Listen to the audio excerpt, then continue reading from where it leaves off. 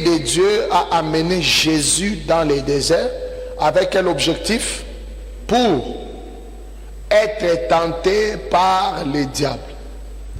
C'est l'Esprit qui a amené Jésus dans le désert. Et l'Esprit l'y a amené pour quel objectif? Hein?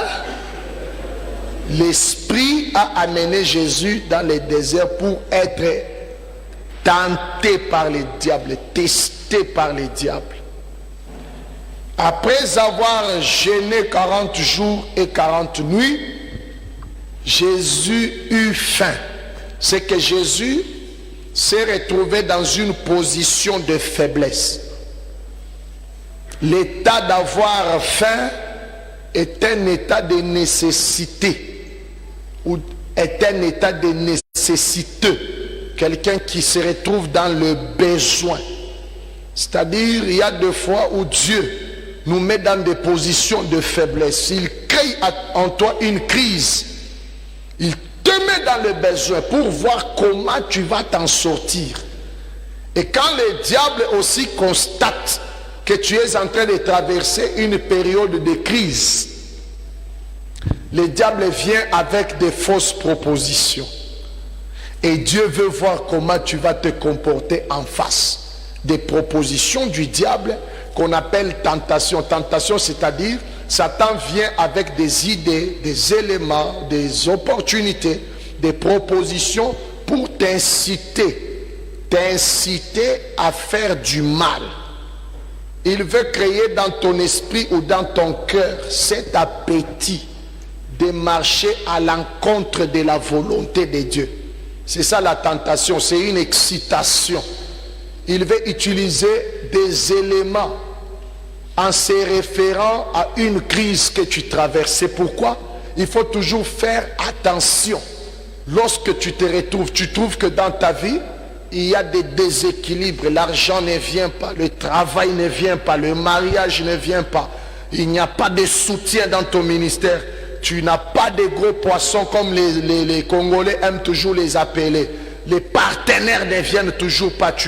Dans ton église, dans ton ministère, tu n'as pas de majors, de capitaines, de colonels pour te soutenir. Tu sens que tu veux avoir un grand ministère, mais ce que tu as en face de toi ne répond pas, ne reflète pas tes attentes et tes ambitions. Attention, c'est une faim. Tu as faim de quelque chose. C'est-à-dire, tu te retrouves dans une faiblesse. Tu te retrouves dans un état de besoin. Et dans cet état de besoin-là, quand tu te retrouves dans les besoins, celui qui vient en premier, c'est Satan. Il vient te proposer des solutions en raccourci. C'est comme ça qu'aujourd'hui, il y a des gens qui, apparemment, est dans le ministère. Mais en coulisses, il vend la drogue. Parce qu'il est dans les besoins d'argent. Mais le diable vient lui proposer des gens qui ont besoin, qui achètent avec beaucoup d'argent, mais des choses qu'un homme de Dieu ne peut pas faire. Alors c'est comme ça qu'aujourd'hui, même dans le ministère, il y a des gens qui physiquement, tu les verras avec beaucoup d'argent, ils voyagent, ils font des tournées dans le monde. Mais quand tu les suis de près, il n'a pas une vie de crainte de Dieu, il n'a pas une vie de bonnes mœurs, il n'a même pas une vie de prière, il ne reflète pas la sainteté, il ne reflète pas la crainte de Dieu, il ne respire pas comme la Bible dit, il respirait, Jésus respirait la crainte de Dieu, il ne respire même pas la crainte de Dieu, mais il est toujours tantôt dans cet avion, tantôt dans cet... Beaucoup de gens se sont basés, donc il est comme quelqu'un qui présente donc comme une enveloppe. Elle est très propre à l'intérieur. Mais beaucoup de gens cachent des grandes aventures à l'intérieur. Aujourd'hui, il y a des commissionnaires à l'homosexualité. Il y a des pasteurs qu'on prend comme des femmes. Il y a des pasteurs qui vendent des jeunes gens chez les homosexuels et on les soutient. Mais quand même, j'écris Jésus, Jésus, je dis ainsi dit l'Éternel. Mais ce que j'ai fait en coulisses ne donne pas gloire à Dieu. Dans le souci d'avoir, l'objectif c'est d'avoir l'argent, d'avoir la renommée, d'être connu dans le monde. Et cela vient comment et quand? Quand Satan sent, il découvre que quelque chose te préoccupe.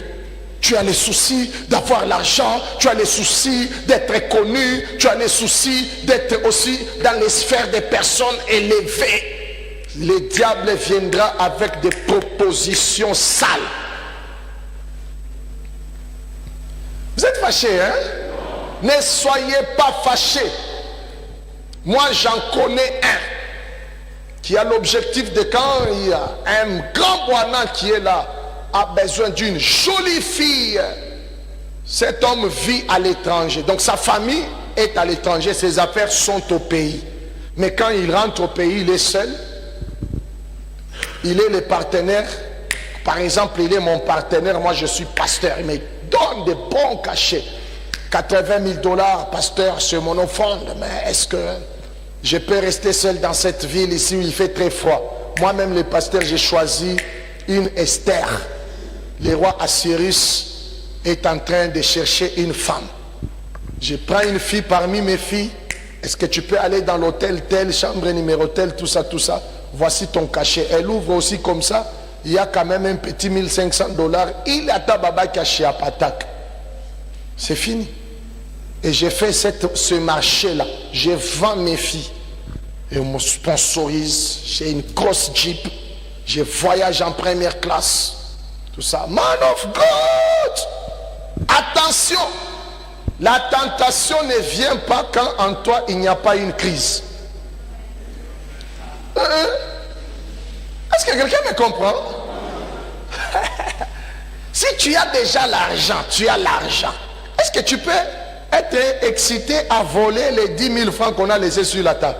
Parce que tu en as. Quand est-ce que quelqu'un peut voler les 10 000 francs qui sont sur la table? Quand il n'en a pas. Quand est-ce que tu peux être tenté de couper au morceau de poisson de ton frère qu'on a laissé dans la casserole? Hein? C'est quand tu as faim. Un homme déjà rassasié ne supporte même pas de sentir les odeurs de nourriture. Est-ce que vous comprenez ça? Moi, j'ai constaté ça chez nous. Quand on a trop mangé, puis on dit non, préparez encore pour vos frères qui ne sont pas encore venus. C'est qu'on va commencer à préparer là. Ça sent mauvais. Parce qu'on est déjà rassasié. Est-ce que quelqu'un me comprend? Maman.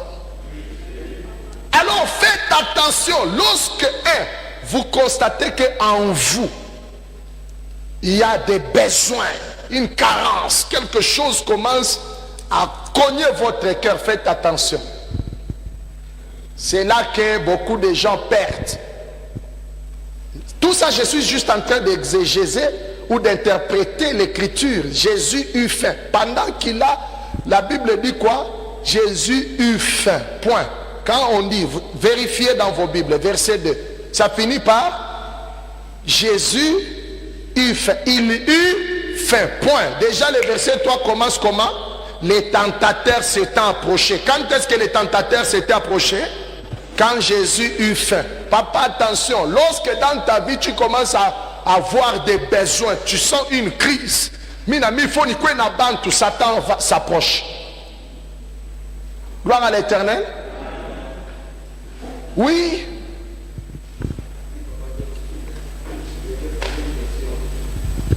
Attendez.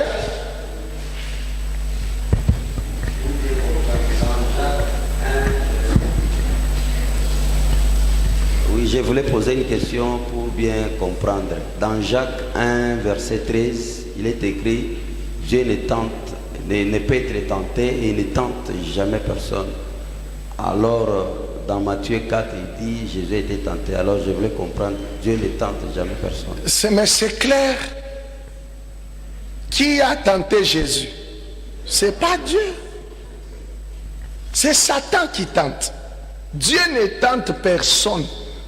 Mais Dieu permet que la tentation nous arrive pour voir le degré de notre amour, le degré de notre sérieux à l'égard de ses commandements. C'est pourquoi Dieu voulait être rassuré si Jésus était le véritable Fils. Dieu ne tente personne. Tenter, c'est-à-dire inciter quelqu'un à faire du mal. Inciter quelqu'un à violer les commandements de Dieu. Mais quand tu cries là, oh moi, je suis serviteur de Dieu, je suis loin, moi je crains Dieu. Dieu va créer en toi une crise. Et il va laisser la porte ouverte pour que les tentateurs arrivent. C'est pourquoi je vous ajoute, papa, Romains 8, 32, qui dit aussi que Dieu n'a point épargné son propre fils. Sinon, Dieu allait chasser Satan loin de Jésus. Mais Dieu l'a laissé. A laissé à Satan d'arriver jusque là où il y a Jésus. Le problème, ce n'est pas que Dieu était derrière Satan pour tenter Jésus. Non, non. Dieu voulait voir la réaction de Jésus à l'égard de quoi? De la tentation. Posez-vous des questions. Pourquoi? Pendant que tu étais païen, tu faisais tout. Tu buvais, tu fumais. Pour avoir l'argent même pour une bouteille de bière, c'était pénible, hein? Mais les jours où tu prends la décision de donner ta vie à Jésus, tu rencontres des gens qui sont prêts à t'offrir la bière gratuitement.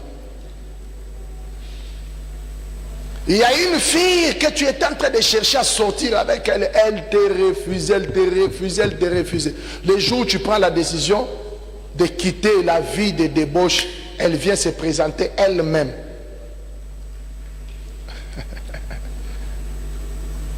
Quand tu étais prêt à voler, l'argent ne venait pas. Même l'argent pour voler ne venait pas. Mais tu as cru au Seigneur. Tu te retrouves dans un circuit où on te confie des dossiers de millions. Tout ça, Dieu veut voir. Hein? Tout ça, Dieu veut voir. Ton niveau de résistance. Ça va, hein? Que Dieu soit loué. L'épreuve, c'est Dieu qui nous éprouve. Mais la tentation, c'est le diable qui nous tente. L'épreuve vient de Dieu. L'épreuve, c'est comme un examen d'état. Examen d'état, on appelle ça autrement comment? Épreuve d'état. Mais la tentation n'est pas de Dieu. La tentation ne vient pas de Dieu, elle vient du diable. Mais même si la tentation vient du diable, elle vient avec la complicité de Dieu. Dieu veut un peu te voir dans un autre terrain, voir comment tu vas les défendre. Waouh! Et la Bible est riche, hein? Gloire à l'Éternel. Bien-aimé, j'insiste sur ça. Faites toujours attention. Lorsque vous vous sentez dans l'impasse, vous sentez que votre vie, votre ministère se retrouve devant des équations, des questions sans réponse. C'est ce qui signifie Jésus eut faim. Il eut faim. Et pourtant, lui-même, Jésus avait interprété un jour en disant quoi? Ma nourriture est de faire la volonté de celui qui m'a. Pour dire en réalité, tout ce qu'il faisait là, c'était la volonté de Dieu. En réalité, il ne pouvait pas avoir faim. Parce que lui n'était pas limité à manger nos nourritures terrestres. Lui, sa nourriture était de faire quoi? Et tant qu'il faisait la volonté de Dieu, il était rassasié. Mais quand la Bible dit Jésus eut faim, c'est une école, c'est une leçon que Dieu veut nous donner. Quand tu te retrouves dans des nécessités, fais attention parce que c'est en temps de crise que Satan vient avec des fausses propositions. C'est comme ça qu'il y a des gens qui ont vendu l'onction. Il y a des gens qui ont vendu l'alliance de ministère. Il y a des gens qui ont vendu beaucoup de choses, les vertus chrétiennes, à cause de l'argent, à cause d'une relation à la présidence, à cause d'une relation dans le monde, à cause d'une relation au gouvernorat, à cause d'une relation avec un honorable, à cause d'une relation avec une excellence, à cause d'une relation avec des opérateurs économiques, mais qui n'ont pas l'objectif de te pousser à avancer, à craindre le Seigneur, mais qui sont prêts à tout te donner, mais à condition que, c'est comme ça qu'il y a aussi aujourd'hui des gens. Ce matin, comme ça, je suis pasteur du haut de la chair, mais le soir, je suis adepte dans un temple de bouddhistes, de Bouddha. Oui, il y a des gens comme ça. En face de vous, je vous prêche l'évangile, mais le soir, la nuit, je suis dans un lodge maçonnique. Et c'est là qu'on me ravitaille. Pour me donner un poste élevé dans une entreprise, en attendant, je suis pasteur. Même la source de ma richesse n'est pas l'Éternel. Et quand le tentateur était venu, il était venu avec la première proposition de proposer à Jésus la chose principale qui répondait à sa crise. Jésus avait faim. Quand quelqu'un a faim, il a besoin de quoi principalement? Hein? Si tu es fils de Dieu, si kama uko mtoto wa Mungu, badirisha hii jiwe ikuye mkate. Donc Jésus était devant deux équations. Soit de démontrer au diable que tu me doutes, moi je suis fils de Dieu, je peux te l'éprouver. Et pourtant c'est une tentation. Gloire à l'Éternel. Est-ce que le diable ne savait pas que Jésus était fils de Dieu? Hein? Il le savait, mais pourquoi il lui a dit si? Il y a des erreurs que tu peux faire parce que quelqu'un t'a dit si. Gloire à l'Éternel. Hein? Hein? Frère, on a eu un nini na peleka na yo batu ba mingi atomboke. Donc il se rebelle, il veut aussi aller commencer son ministère, une église, mais pas dans la volonté de Dieu, ou même pas dans le temps de Dieu.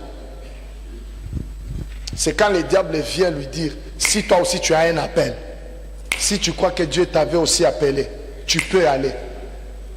Oui, je suis fils de Dieu. Tu fais parce que Satan t'a dit si tu y es. Et pourtant Satan sait que tu y es. Parce que même devant Ève, Satan lui avait dit, est-ce que Dieu a-t-il réellement dit? Il touche seulement à quelque chose que tu connais aussi, mais avec l'esprit de vouloir te pousser à croire vraiment que Satan a raison.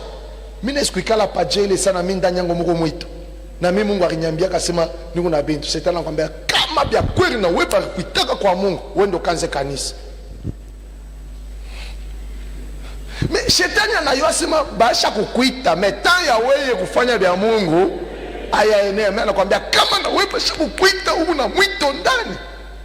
Dieu non utasema oh on est en train de nous étouffer, on va être qui a macal, ni c'est Satan qui te dit. Est-ce que quelqu'un me comprend? Ouais. Mamie est là, elle est témoin dans nos fiançailles. J'étais en train de côtoyer un pasteur qui était bien placé dans cette ville ici.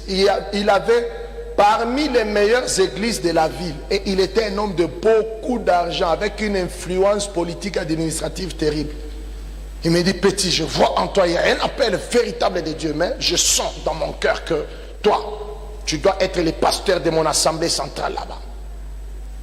D'ailleurs, si tu acceptes, tu prends une maison sur l'avenue Lusanga. Tu prends un moyen de transport, tu as un véhicule, tu as un salaire. Je sens. Pendant que on est nyambi à ville, na bilato bia kuvala no vala ni bilato bia papa. Mais je te dis, je porte les chaussures de mon père. Je porte les pantalons scolaires, uniformes et à ma somme.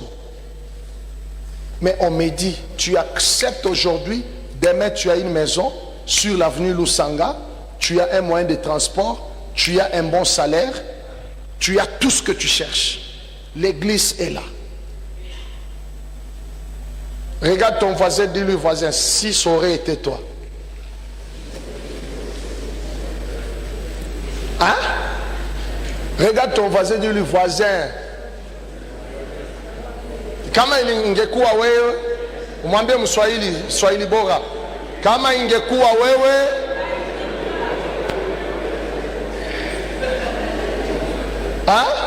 ungefanya nini?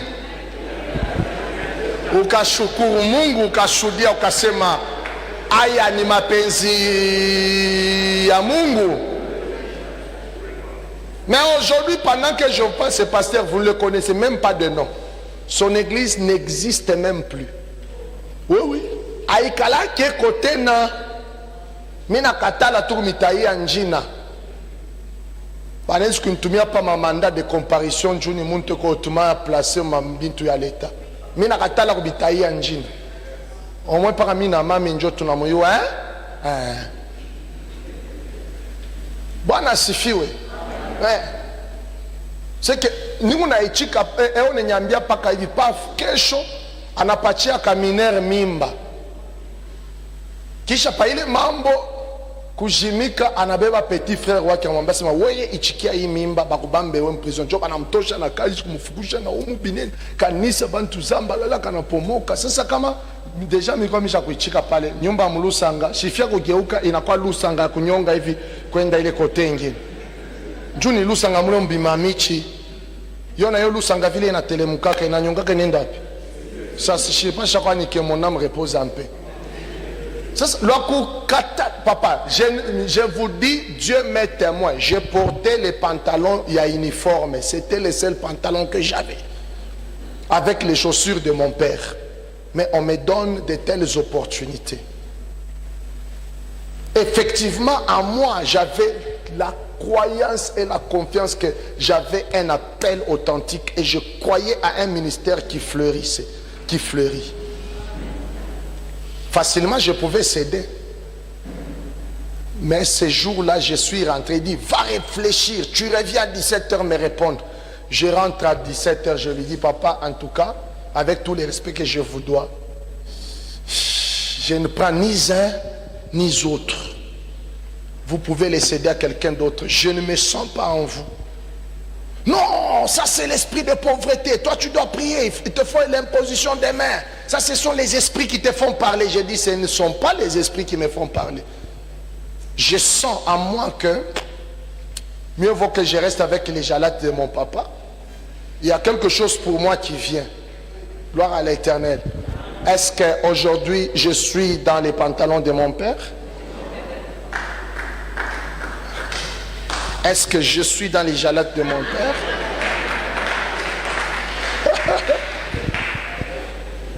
Aïe, aïe, aïe, aïe, aïe, aïe. Attention avec la tentation, hein? Quand tu cherchais les femmes, elles te refusaient. Mais quand le temps de ta bénédiction arrive, elles viennent d'elles-mêmes. Quand tu cherchais l'argent, ça te fouillait. Au temps de ta bénédiction, l'argent vient de soi-même, facilement.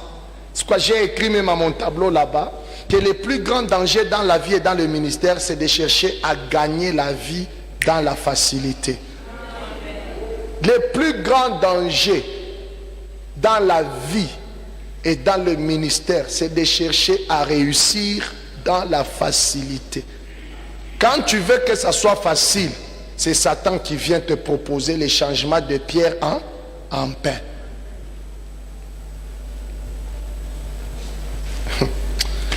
Vous m'ajoutez combien de minutes je termine parce que j'ai déjà débordé de 8 minutes. Hein?